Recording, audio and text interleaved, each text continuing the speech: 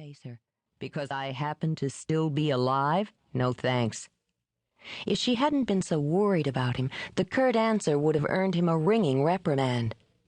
My dear, there's no question of default, or any kind of fault. She watched him close in, shut off, and would have shaken him if it would have helped. Instead, she touched his cheek. You only need some time. The gesture left his muscles taut.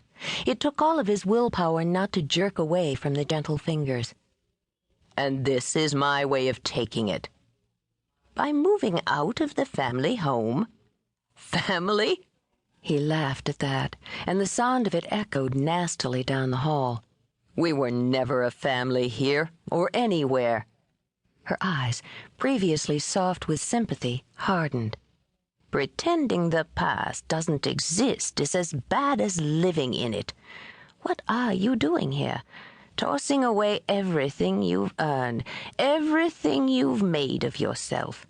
Perhaps I was less than enthusiastic about your choice of profession, but it was your choice and you succeeded. It appears to me that you made more of the Skimmerhorn name when you were promoted to captain than all your ancestors did with their money and social power. I didn't become a cop to promote my damn name. No, she said quietly. You did it for yourself, against tremendous family pressure, including my own. She moved away from him to walk down the hall. She had lived here once, years before, as a bride, an unhappy one. I saw you turn your life around, and it awed me, because I knew you did it for no one but yourself. I often wondered how you were strong enough to do that. Turning back, she studied him, this son of her son. He had inherited the bold good looks of the Skimmerhorns. Bronzed hair tousled by the wind, swept around a lean, raw-boned face that was taut with stress. She worried, woman-like, because he had lost weight, though the fining down of his features only heightened their power. There was strength in the tall, broad-shouldered build that both accented and defied the romantic masculine beauty of pale gold skin and sensitive mouth. The eyes, a deep, striking blue, had come from her. They were as haunted and defiant now as they had been in the young, troubled boy she remembered so well. But he was no longer a boy, and she was afraid there was little she could do to help the man. I don't want to see you turn your life around again for the wrong reasons. She shook her head, walking back toward him before he could speak. And I might have had reservations when you moved back in here alone after your parents died, but that too was your choice. And for some time, it seemed you'd made the right one again.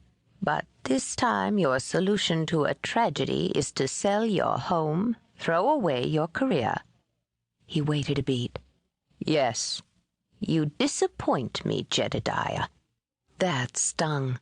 It was a phrase she rarely used, and had more bite than a dozen of his father's raging insults.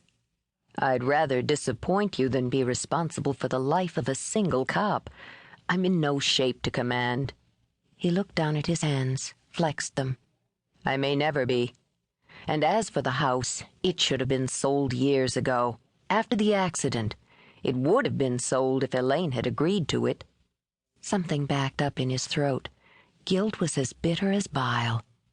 Now she's gone too, and it's my decision. Yes, it's yours, she agreed. But it's the wrong one.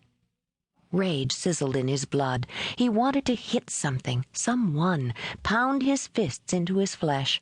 It was a feeling that came over him all too often. And because of it, he was no longer Captain J.T. Skimmerhorn of the Philadelphia Police Department, but a civilian. Can't you understand? I can't live here. I can't sleep here. I need to get the hell out. I'm smothering here. Then come home with me. For the holidays, at least until after the first of the year.